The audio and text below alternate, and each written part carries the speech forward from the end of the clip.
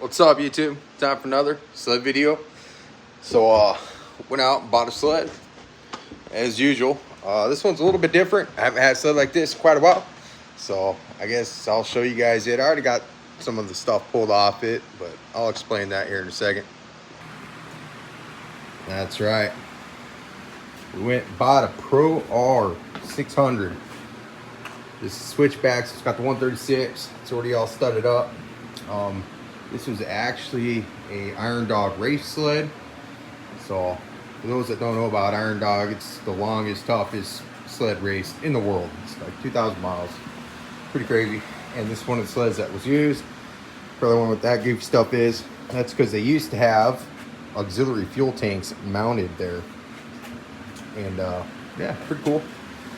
Got this thing for what I think is a screaming deal. It's $1,200. Couldn't really pass that up. A couple cool things. Put a vent in the sheesh oil tank. I think I just had a stroke. Couldn't think of what it was called. But so that's kind of cool. Fortunately, this thing does have low compression. I've already done a compression test. The mag side's at 40 psi. The PTO's at 100. I mean, my gauge might be reading a little slow, but regardless, if it's reading low or not, there's still a huge variance in compression there. So kind of want to just pop the freaking head off this thing, take a look, see how bad it is. I'm hoping I can get away with new slugs and rings and all that, be able to just basically hone out the cylinders and call it a day if they aren't gouged. I mean, if there's a little piss material built up on it, you know, that's one thing. I can get that off no problem. But if the nickel is gouged, that's a whole different story. But yeah, this thing's pretty cool. It's already been revalved and resprung for cross-country racing. And like I was saying, it is studded up. But other than that, they add a bunch of bracing to these things to be able to make it on the long race and not break. But it's pretty much stock. I mean, suspension set up, studded up, extra bracing, ISO vibe. This right here is actually for the light bar on the hood. But I mean, for $1,200, even if I spend $1,000, go through the crank seals, cylinders, pistons, it's not that bad. I'll have $2,200 and have a mint motor, fresh rebuilt, and a nice trail chassis. And this thing admittedly is pretty freaking clean. This thing obviously has not been left outside for all of its life. So yeah, I'm pretty pumped about the deal. But for now, I think I should tear into it a little bit and see how bad this top end is. First thing I noticed that I don't think is stock is it has a brace running from here all the way back down there somewhere. I know my 2010 didn't have that. None of my Pro MKs have that.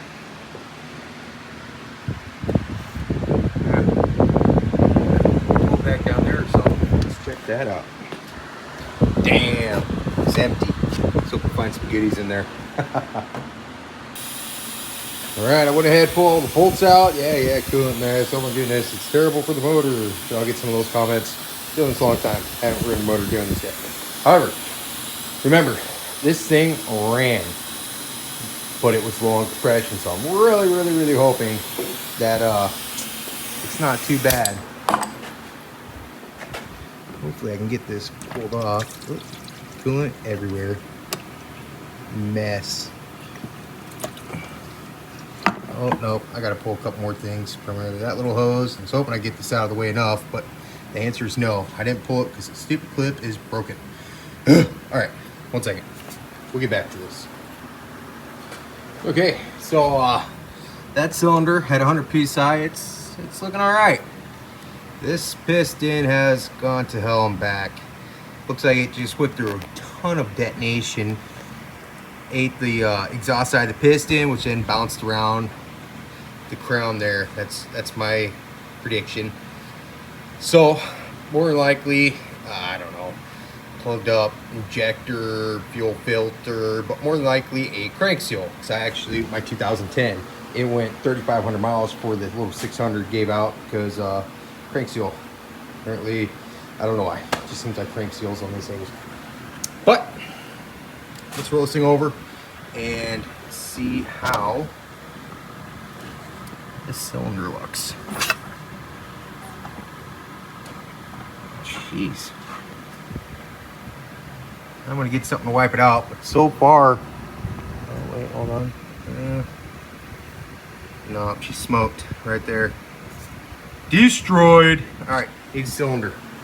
That's unfortunate, but big plan, I guess. Cylinder, pistons, both sides, crank seals, probably fuel filter, and this thing will probably be ready to go.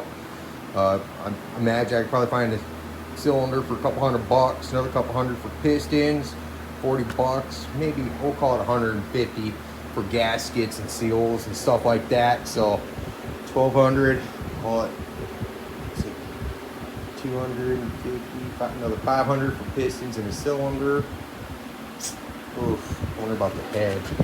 I'm sure this thing's just hammed. It is. I need a head. That'll probably be another 150 bucks. Ugh, it just starts adding up from there. But I think around, we'll call it $1,000, just good round number to be able to get this thing up and running. That's about 2,200 bucks, and this thing will be rebuilt, good to go. I don't think that'll be too bad. But for now, I'm gonna go ahead, throw this head back on, and that way it still runs. Like, so that way I can at least move it around without having to tow it, right? And we'll go from there, get some parts ordered up or see what I can source, and yeah, see what happens. Now, I don't know about you guys, but I'm pretty excited after, I mean, I got tons of old sleds. That's the new Pro XR build that I have done. Every time, stand air compressor.